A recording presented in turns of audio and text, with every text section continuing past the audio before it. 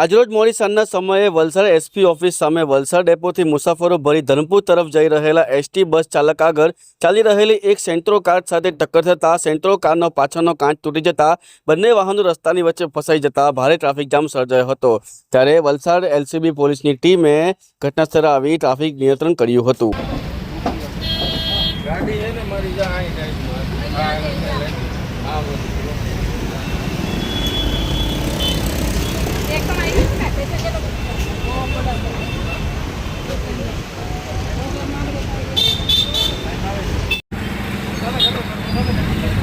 દીપકભાઈ શું ઘટના બની હતી? એ અમે તો અમારી સાઈડે ચાલતા હતા અને એકદમ સામે ચાર રસ્તા હતા, એકદમ ધીમી હતી। પાછળથી બસવાળા એટલી ફૂલ સ્પીડમાં આવ્યો, એની બ્રેક ફેલ હતી તો જોરથી મારી ગાડીમાં પાછળથી જે ઉકેલી અને મારી ગાડી આગળ ક્રિયા ચાલતી હતી એની સાથે ટકરાઈ।